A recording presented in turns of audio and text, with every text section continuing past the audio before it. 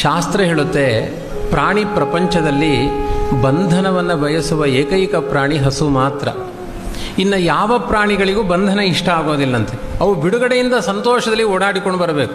ಹಸುಗಳು ಅಷ್ಟೇ, ಬೆಳಗ್ಗೆಯಿಂದ ಸಾಯಂಕಾಲ ತನಕ ಓಡಾಡಿಕೊಂಡು ಮನೆಗೆ ಬರಬೇಕು, ಇದು ನಿಯಮ. ಹಸುಗಳು ಮಾತ್ರ ಕಟ್ಟಿ ಹಾಕಿದರೆ ಯಜಮಾನನಿಗೆ ಒಳ್ಳೆಯದಾಗಲಿ ಅಂತ ಆಶೀರ್ವಾದ ಮಾಡುತ್ತಂತೆ. ಇನ್ನು ಯಾವ ಪ್ರಾಣಿಗಳು ಕೂಡ ಮನೆಯಲ್ಲಿ ಕಟ್ಟಿ ಹಾಕಿದರೆ, ಒಂದು ಗಿಳಿಯನ್ನು ತಂದು ರಕ್ಷಣೆ ಮಾಡೋದು, ಮನೆಯಲ್ಲಿ ಆಕ್ವೇರಿಯಂ ಮಾಡಿ ಮೀನುಗಳನ್ನು ಇಟ್ಟುಕೊಳ್ಳುವುದು, ಅವು ಎಲ್ಲವೂ ಶಾಪ ಹಾಕುತ್ತಂತೆ. ಮಹಾಭಾರತದಲ್ಲಿದೆ, ಈ ಯಜಮಾನನಿಗೆ ಕೈಕಾಲು ನೋವು ಬರಲಿ, ಅವನ ಮಾನಸಿಕ ಚಿಂತೆ ಬರಲಿ, ಅವನು ಹಾಳಾಗಿ ಹೋಗಲಿ ಅಂತ ಬಂಧನಕ್ಕೆ ತುತ್ತಾದ ನಾಯಿ, ಬೆಕ್ಕು, ಮೀನು, ಗಿಳಿ, ಈ ಎಲ್ಲ ಪ್ರಾಣಿಗಳು ಶಾಪ ಕೊಡುತ್ತಂತೆ.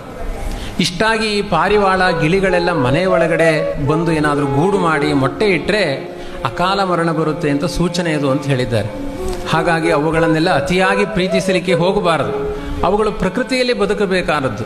ಆದರೆ ಪ್ರತಿಯೊಂದು ತಿನ್ನುವ ತುತ್ತಿನ ಜೊತೆಗೆ ಈ ಯಜಮಾನನಿಗೆ ಒಳ್ಳೆಯದಾಗಲಿ ಅಂತ ಆಶೀರ್ವಾದ ಮಾಡುವ ಏಕೈಕ ಪ್ರಾಣಿ ಹಸು ಮಾತ್ರ.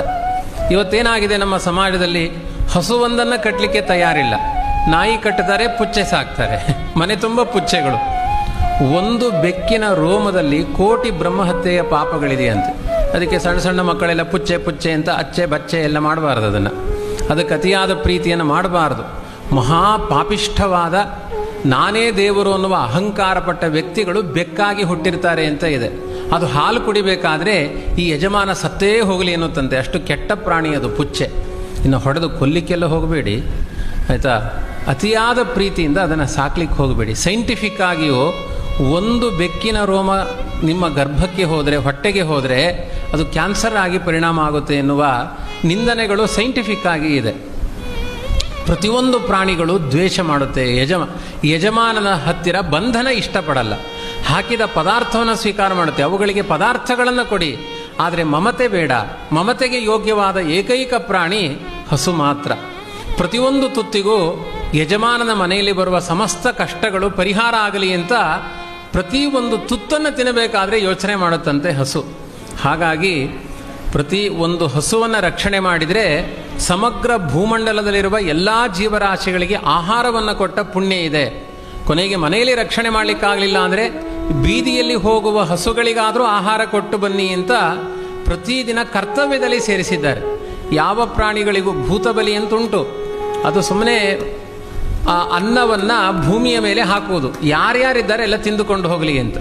ಆದರೆ ಒಂದು ಮಂತ್ರ ಇರುವುದು ಹಸುಗಳಿಗೆ ಮಾತ್ರ. ಗಾವೋ ಮೇ ಮಾತರ ಸರ್ವಾಹ ಪಿತರಶ್ಚಾಪಿ ಗೋರುಷಾಹ ಗ್ರಾಸಮುಷ್ಟಿ ಪ್ರದಾನೇನ ಸಮೇ ವಿಷ್ಣು ಪ್ರಸೀದತು ಅಂತ ಮಂತ್ರಪೂರ್ವಕವಾಗಿ ಆಹಾರವನ್ನು ದಾನ ಮಾಡಿಸಿಕೊಳ್ಳುವ ಪ್ರಾಣಿ ಅದು ಹಸು ಮಾತ್ರ. ಗೋದಾನ ಅನ್ನುವ ಪದ್ಧತಿ ಇದೆ. ಎಲ್ಲಿಯಾದರೂ ಪುಚ್ಚೆ ದಾನ ಅಥವಾ ಶ್ವಾನದಾನ ಅಂತ ಇದೆಯಾ? ಇಲ್ಲೇ ಇಲ್ಲ. ಅದು ದಾನಕ್ಕೆ ಬರುವ ಪ್ರಾಣಿಯೂ ಅಲ್ಲ, ಅದು ಶಪಿಸುವ ಪ್ರಾಣಿ ಅಂತ. ಇದನ್ನು ಯಾಕೆ ಹೇಳ್ತಾ ಇದ್ದೇನೆ ಅಂದರೆ ಇವತ್ತಿನ ಸಮಾಜಕ್ಕೆ ತುಂಬ ರಿಲಿವೆಂಟ್ ಅದು. ಈಚೆ ಪ್ರಾಂತ್ಯದಲ್ಲಿ ಇನ್ನೂ ಕಡಿಮೆ. ನಮ್ಮ ಮೈಸೂರು ಬೆಂಗಳೂರಿನಲ್ಲಿ ಒಂದೊಂದು ನಾಯಿ ಸಾಕುವವನಿಗೆ, ಅದಕ್ಕೆ ನಾಯಿ ವಾಕಿಂಗ್ ಮಾಡಿಸುವವನಿಗೆ 35,000 ಸಂಬಳ ಉಂಟು. ಯಾವ ವೈದಿಕ ಬ್ರಾಹ್ಮಣನಿಗೆ ಇಲ್ಲ. ಇಬ್ಬರು ಹೊಟ್ಟೆ ಹಾಕಬಹುದು, ಬ್ರಾಹ್ಮಣನ ಹೊಟ್ಟೆ ತುಂಬಿಸಬಹುದು. 35,000 ಅದಕ್ಕೆ ಮೂತ್ರ ಮಾಡಿಸಿಕೊಂಡು ಬರುವವನಿಗೆ. ಇಂಥ ಅವಸ್ಥೆಗಳು. ಮತ್ತೆ ಅಲ್ಲಿದ್ದವರೆಲ್ಲ ಮನೋರೋಗಿಗಳೇ ಆಗ್ತಾರೆ. ನಾಯಿಯನ್ನು 5 ವರ್ಷ ಸಾಕಿ ನೋಡಿ, ನಿಮಗೆ ಮನೋರೋಗ ಜಾಸ್ತಿ ಆಗುತ್ತೆ ಅಂತ ಹೇಳಿದ್ದಾರೆ. ಹಸುವನ್ನು ಸಾಕಿ ನೋಡಿ, ನಿಮ್ಮ ಮನೆಯಲ್ಲಿ ಬೇಕಾದಷ್ಟು ಸಂತಾನ ಅಭಿವೃದ್ಧಿ ಆಗುತ್ತೆ, ಮನಸ್ಸಿಗೆ ಶಾಂತಿ ಸಿಗುತ್ತೆ ಅಂತ ಹೇಳಿದ್ದಾರೆ. ಇದನ್ನು ನಮ್ಮ ಸಮಾಜ ಅರ್ಥ ಮಾಡಿಕೊಳ್ಳಬೇಕಾಗಿದೆ. ಕಾರಿನಲ್ಲೆಲ್ಲ ಸಿಟಿಗಳಲ್ಲಿ ಪಕ್ಕದಲ್ಲಿ ಹೆಂಡತಿ ಕೂತ್ಕೊಳ್ಳೋದಿಲ್ಲ, ಹೆಂಡತಿ ಮನೆ ಕಾಯ್ತಾ ಇರ್ತಾಳೆ. ಆ ನಾಯಿ ಪಕ್ಕದ ಸೀಟಲ್ಲಿ ಕುಳಿತು ನಮ್ಮ ಎಂಚ ಅಂತ ಹೇಳ್ತಾ ಇರುತ್ತದೆ, ನೋಡಿ ನಾನು ಆ ಗಂಡನ ಪಕ್ಕದಲ್ಲಿ ಕೂತಿದ್ದೇನೆ ಅಂತ. ಇಷ್ಟೂ ಒಂದು ಅವ್ಯವಸ್ಥೆಗಳು ಇವತ್ತಿನ ಸಮಾಜದಲ್ಲಿ ಇದೆ.